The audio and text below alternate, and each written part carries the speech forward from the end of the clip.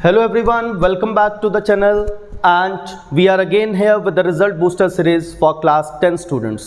अभी तक बहुत सारी वीडियोस आप लोगों को मिल चुकी हैं to improve your result in the term 1 board examination और ये वीडियोस आप लोगों के पूरे चैप्टर को कवर अप कर रही हैं. अगर हम लोगों के पास एक वीडियो में कोई टॉपिक कवर अप नहीं होता तो we are making some more videos for you.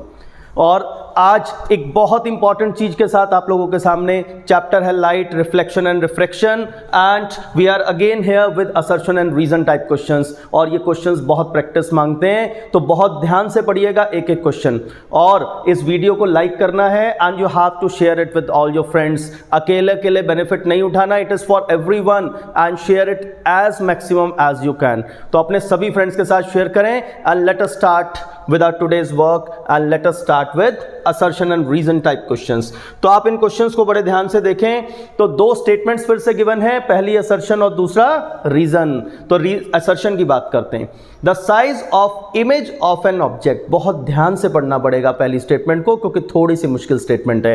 तो आप देखिए, the size of the image of an object increases. Image का साइज इंक्रीज होता है if the object moves towards the concave mirror.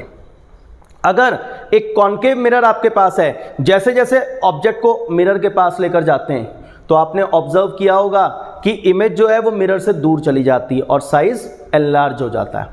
समझ गए? तो याद रखिए, जैसे जैसे ऑब्जेक्ट को मिरर के पास लेकर जाएंगे इमेज मिरर से दूर चली जाएगी और उसका साइज बढ़ जाएगा. तो कुल मिलाकर ये असर्शन मेरा करेक्ट हो गया. ठीक है, तो याद रखिए इन्फिनिटी पे ऑब्जेक्ट की इमेज कहां पर बनी थी, फिर बियॉन्ड 2f रखा तो कहां बनी थी, फिर 2f सेंटर ऑफ कर्वेचर पर रखा तो कहां बनी, फिर f और 2f के बीच में रखा तो कहां बनी. तो प्रॉपरली सिस्टमेटिक वे में देखो, जैसे जैसे आप मिरर के पास जाएंगे, ठीक है, वैसे वैसे इमेज दूर चली जाएगी and the size will enlarge, size बड़ा होता चला जाएगा. तो आप देखिए मैग्निफिकेशन, सेकंड स्टेटमेंट है, magnification is equal to size of image upon size of object. Yes, magnification h2 upon h1 होता है, हमने पढ़ा है. तो इसका मतलब रीजन भी करेक्ट है. क्या ये मैग्निफिकेशन का फॉर्मूला क्या इस बात को जस्टिफाई करता है? नो. इसका मतलब मेरे पास आंसर जो होना चाहिए that should be B. Both assertion and reason are correct statements, दोनों ही करेक्ट हैं. But reason is not the correct explanation of assertion. Reason जो है वो असर्शन का करेक्ट एक्सप्लेनेशन नहीं है. चलिए, let's move on to the next question. Concave mirror is used as a rear view mirror for vehicles. आप देखो, rear view mirror जब आप देखते हैं व्हीकल्स में, आपने देखा होगा कार में, एक्टिवा में हम लोगों के पास एक मिरर होता है पीछे का ट्रैफिक देखने के लिए. उसमें सब चीजें छोटी छोटी दिखाई देती हैं और वर्चुअल एंड इरेक्ट इमेज बनती है. इरेक्ट इमेज, अगर ट्रक सीधा आ रहा है तो आपको सीधा ही दिखना चाहिए, इन्वर्टेड इमेज नहीं होनी चाहिए. तो वर्चुअल इरेक्ट और डिमिनिश्ड इमेज कौन बनाता था? Convex mirror. और यहां क्या लिखा है? Concave mirror. तो ये तो स्टेटमेंट मेरी गलत हो गई. तो कॉन्वेक्स मिरर यूज होता है as a rear view mirror of a vehicle क्योंकि वो वर्चुअल और इरेक्ट इमेज बनाता है और डिमिनिश्ड इमेज बनाता है जिससे उसका फील्ड ऑफ व्यू बढ़ जाता है, ज्यादा बड़ा एरिया आप लोगों को पीछे नजर आता है. तो आप देखिए इसके अंदर पहली स्टेटमेंट तो हो गई हम लोगों के पास गलत. तो आप देखिए, जब आप पीछे कभी भी रियर व्यू मिरर में देखते हैं तो एक बहुत बड़ा फील्ड ऑफ व्यू आपको नजर आता है. वो क्यों? क्योंकि वहां पर एक डिमिनिश्ड इमेज बनती है, वर्चुअल, इरेक्ट और डिमिनिश्ड इमेज. और ये कौन बनाता है? कॉन्वेक्स मिरर बनाता है. Concave mirror forms real as well as virtual image. Yes, concave mirror तो दोनों तरह की इमेजेस बनाता है, हमने 6 केसेस पढ़े. रियल इमेज भी बनाता है, वर्चुअल इमेज भी बनाता है. तो ये स्टेटमेंट सही है. तो मेरा आंसर हो जाएगा D part, assertion is wrong but reason is correct. ठीक है, असर्शन रॉन्ग है और रीजन करेक्ट है. तो बहुत ध्यान से इस यूज को याद कर लें कि हम कॉन्वेक्स मिरर का यूज करते हैं as a rear view mirror. ठीक है, और याद हो अगर कॉन्केव मिरर का यूज तो वो शेविंग मिरर्स की तरह यूज होता है क्योंकि वो वर्चुअल इमेज जब बनाएगा वो एनलार्ज्ड इमेज बनाएगा. चलिए, let's move on to the next question. Question number 3. Large concave mirrors are used to concentrate sunlight to produce heat in solar cookers. आपको मालूम है कॉन्केव मिरर सोलर कुकर में use होता है. जब सनलाइट इन्फिनिटी से आती हैं वो कॉन्केव मिरर से स्ट्राइक करती हैं, they all get converged at a point called focus. तो वहां फोकस पर क्या होता है? बहुत ज्यादा हीट प्रोड्यूस हो जाती है. तो लाइट को कॉन्सेंट्रेट करने के लिए हम वहां पे कॉन्केव मिरर्स का यूज करते हैं. यस, हम यूज करते हैं, बिल्कुल सही है. Concave mirror converges the light rays falling into it on a point called focus. जी बिल्कुल सही है. लाइट रेज सनरेज आएंगी, सन से मिरर से टकराएंगी कन्वर्ज हो जाएंगे to a point called focus, और इसीलिए हम सोलर कुकर्स में इसका यूज करते हैं। तो स्टेटमेंट सही है और मुझे तो करेक्ट एक्सप्लेनेशन भी मिल गया। Reason is the correct explanation of assertion, so the answer is A part. तो both assertion and reason are correct statements and reason is the correct explanation of assertion. तो ये करेक्ट एक्सप्लेनेशन भी है। Let's move on to the next point. Fourth question, A ray of light incident along the normal to the plane। आप देखो हमारे पास एक plane mirror है, हमने एक लाइट रे को नॉर्मली इंसिडेंट कराया तो वो टकराकर बिल्कुल अपने ही पाथ पे वापस आ जाती है, आप जानते हैं, ठीक है। तो आप देखिए retraces its path after reflection from the mirror. तो बात तो बिल्कुल सही है, जब आप नॉर्मल डालेंगे किसी भी प्लेन मिरर के ऊपर लाइट नॉर्मल इंसिडेंट कराएंगे तो it will retrace its path, टकराने के बाद वो वापस आ जाएगी। ऐसे में एंगल ऑफ इंसिडेंस कितना है, 0, और एंगल ऑफ रिफ्लेक्शन कितना है, 0। तो अब आप देखिए, a ray of light along the normal has an angle of incidence of 90 degree। No, it is not 90 degree, it is 0 degree। ठीक है, तो इसका मतलब ये गलत हो गया। मेरे पास आंसर होगा इसका C part. Assertion is correct but reason is wrong, क्योंकि एंगल ऑफ इंसिडेंस अब 0 डिग्री है, because it is falling normal to the surface. Because angle of incidence incident ray का नॉर्मल के साथ एंगल देखा जाता है, ना कि मिरर के साथ, ठीक है। तो angle of incidence in this case is 0 degree. चलिए next question. For observing traffic at the back the driver mirror is convex mirror. अभी तो बात की थी कि जो ड्राइवर का मिरर होता है, रियर व्यू मिरर, वो कैसा होता है, वो कॉन्वेक्स होता है। A convex mirror has much larger field of view than a plane mirror। हम प्लेन मिरर का भी यूज कर सकते थे, प्लेन मिरर भी वर्चुअल एंड डायरेक्ट इमेज बनाता है, बट आपको मालूम है प्लेन मिरर सेम साइज की इमेज बनाता है और कॉन्वेक्स मिरर डिमिनिश्ड इमेज बनाता है। तो इसलिए फील्ड ऑफ व्यू जो होता है वो कॉन्वेक्स मिरर का ज़्यादा हो जाता है। तो आप देखिए इसके अंदर हमारे पास ये बात सही है कि हम लोग ट्रैफिक को देखने के लिए हम कॉन्वेक्स मिरर का यूज करते हैं। इसका फील्ड ऑफ व्यू बहुत ज़्यादा होता है प्लेन मिरर के कंपैरेटिवली, और शायद इसीलिए हम यहाँ पर रियर व्यू मिरर में कॉन्वेक्स मिरर का यूज करते हैं।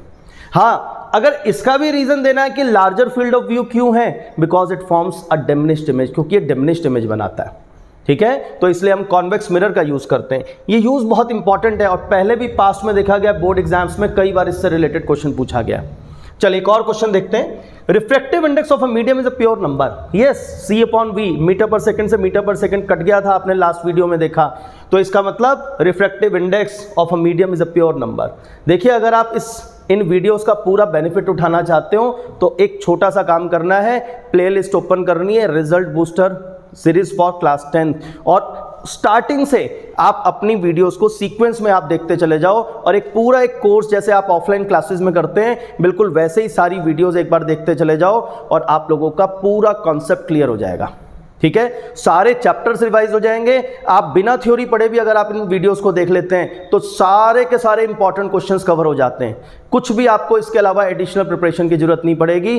पूरे नोट्स को अच्छे ढंग से पढ़ो और उसके बाद ये सारी वीडियो सीक्वेंस में देख लो, और फिर आप देखना कितना बढ़िया प्रिपरेशन आप लोगों की होती है। जितने इंपॉर्टेंट एस्पेक्ट्स थे पूरी साइंस के अंदर we are covering in this series. सारी वीडियोस के अंदर हम एक एक इंपॉर्टेंट क्वेश्चन डिस्कस कर रहे हैं, और मोस्ट ऑफ द क्वेश्चंस जो आप लोगों के लिए डिजाइन किए गए हैं वो प्रीवियस ईयर क्वेश्चन से ही डिजाइन किए गए हैं, क्योंकि बोर्ड में यही चीजें पूछी जाती हैं और इस बार भी यही चीजें पूछी जाएंगी आप लोगों से।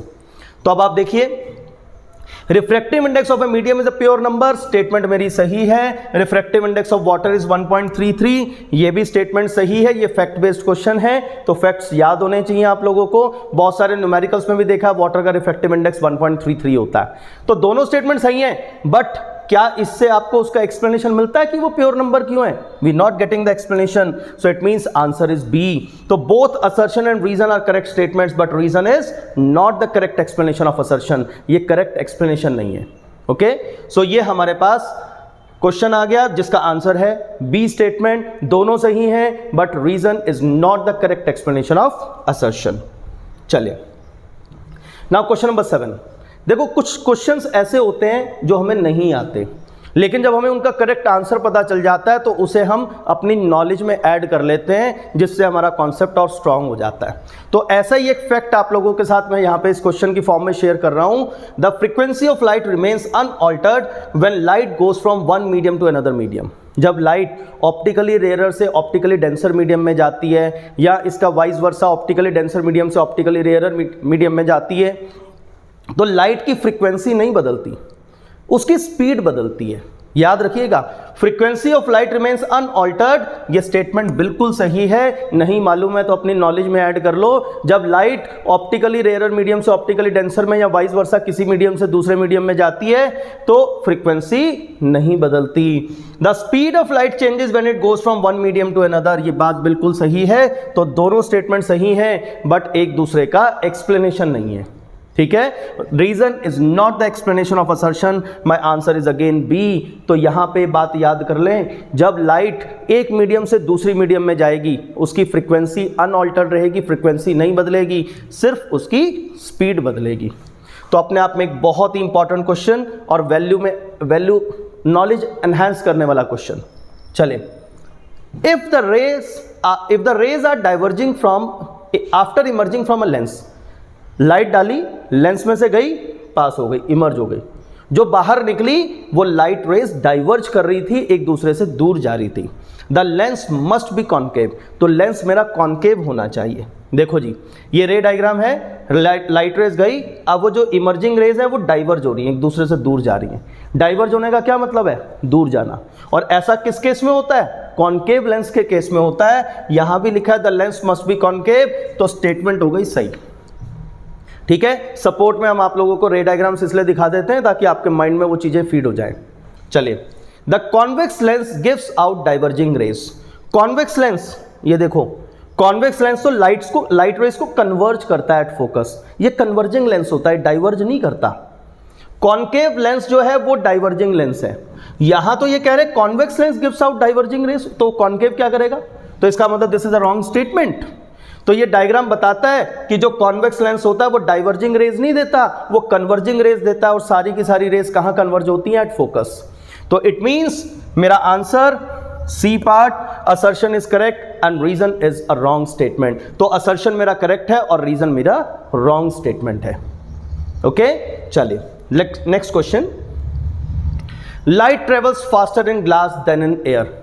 आपको मालूम है ग्लास ऑप्टिकली डेंसर मीडियम होता है, और जो ऑप्टिकली डेंसर मीडियम होता है उसमें लाइट की स्पीड कम हो जाती है, और ये कह रहे हैं ऑप्टिकली डेंसर मीडियम में लाइट फास्टर ट्रेवल करती है। बिल्कुल गलत। तो इसका मतलब assertion is a wrong statement. Light travels faster in glass than air, how it can be possible? Glass is optically denser than air, optical density ज़्यादा है तो लाइट की स्पीड कम होनी चाहिए, ज़्यादा नहीं, तो गलत स्टेटमेंट है। Glass is optically denser than air, ये बिल्कुल सही बात है। ठीक है, तो इसका मतलब हमारा आंसर क्या हो गया? D part, assertion is wrong but reason is a correct statement. Assertion गलत है, रीजन करेक्ट स्टेटमेंट है, तो इसका मतलब आंसर हो गया D part. Let's move on to next question. बड़ा अच्छा सवाल है और easy question. Higher the refractive index of a medium, lesser will be the velocity of light. देखो, रिफ्रैक्टिव इंडेक्स अगर ज्यादा होगा, ऑप्टिकली डेंसर मीडियम होगा, ऑप्टिकली डेंसर मीडियम है तो इसका मतलब velocity of light in that medium will be less. Yes, जैसे अभी पिछले क्वेश्चन में बात हो रही थी कि एयर और ग्लास में, ग्लास का रिफ्रैक्टिव इंडेक्स ज्यादा है, वो ऑप्टिकली डेंसर मीडियम है, उसमें स्पीड कम हो जाएगी, वेलोसिटी कम हो जाएगी लाइट की। तो आप देखिए, higher the refractive index lesser will be the velocity, तो बात बिल्कुल सही है। तो assertion is a correct statement. Refractive index of a medium is inversely proportional to the velocity of light of that medium. क्या कह रहे हैं? Refractive index velocity of light के इनवर्सली प्रोपोर्शनल है। इसका मतलब रिफ्रैक्टिव इंडेक्स ज्यादा है तो वेलोसिटी ऑफ लाइट कम होगी। बात तो सही है, बिल्कुल ठीक है। अब देखो, रिफ्रैक्टिव इंडेक्स और वेलोसिटी ऑफ लाइट, तो आपने क्या पढ़ा था? Refractive index is equal to C upon B. Refractive index is equal to C upon B। तो देखो, रिफ्रैक्टिव इंडेक्स और velocity inversely proportional to each other है। वेलोसिटी बढ़ेगी, रिफ्रैक्टिव इंडेक्स कम हो जाएगा, रिफ्रैक्टिव इंडेक्स बढ़ेगा, वेलोसिटी कम हो जाएगी। इस इनवर्स रिलेशनशिप की वजह से ही तो ये स्टेटमेंट सही है। Higher the refractive index, refractive index ज्यादा है, lesser will be the velocity. तो रिफ्रैक्टिव इंडेक्स ज्यादा है तो वेलोसिटी कम होगी। तो ये बात हमें किसने बताई? ये बात तो हमें सेकंड स्टेटमेंट ने बताई। इसका मतलब reason is the correct explanation of assertion. Reason, ये बात कि refractive index of velocity inversely proportional है, ये बात इस बात को वेरीफाई करती है, ये इसको एक्सप्लेन करती है कि रिफ्रैक्टिव इंडेक्स ज्यादा होने से वेलोसिटी कम कैसे हो जाती है। तो इट मींस मेरा आंसर है A part. Both assertion and reason are correct statements and reason is the correct explanation of assertion. So here we come to the end of this video. तो I can expect कि अब आप लोगों के पास बहुत सारा valuable content आ चुका है, कुछ और वीडियोस हमारी अभी बाकी हैं। अभी हम एक human eye and colourful world, जिसमें ह्यूमन आई आप लोगों का कट है तो सिर्फ कलरफुल वर्ल्ड से रिलेटेड एक वीडियो हम आपको प्रोवाइड करने वाले हैं। And we are going to provide you for biology also. और अभी एक बहुत इंपॉर्टेंट एस्पेक्ट बाकी है इस सीरीज के अंदर, और जिसकी हम बात करेंगे वो है हमारे पास case based questions. Case studies के बारे में बात करनी है कि केस बेस्ड क्वेश्चंस किस तरीके से आते हैं एग्जाम में, तो उनसे रिलेटेड भी कुछ टॉपिक हम लोग आप लोगों को प्रोवाइड करेंगे, कुछ कंटेंट प्रोवाइड करेंगे। और एक बहुत बढ़िया चीज जो अभी बोर्ड के अंदर इंट्रोड्यूस हो रही है, that is analogy based questions. और बहुत जल्दी हम आप लोगों के सामने एनालॉजी बेस्ड क्वेश्चंस के भी कुछ एग्जांपल्स देंगे, जिससे आप लोगों को बोर्ड में 100% मार्क्स स्कोर करने में बहुत हेल्प मिलने वाली। So that's all for this video. अभी आप लोगों को इस वीडियो को एक लाइक करना है, and if it is fruitful you have to share it with all your friends. अगर आपको अच्छा लग रहा है तो आप अपने फ्रेंड्स के साथ शेयर करें, and please write down a positive और whatever suggestion is there. अगर कोई सजेशन है या कोई कमेंट है, आइदर पॉजिटिव और a suggestion is there, just write it down there and I am going to improvise further for you. But ज़्यादा से ज़्यादा हमें इसको शेयर करना है, so that all the students should get benefit, because exams are approaching very near and surely this series is going to be very helpful for you. That's all for this. Thank you everyone.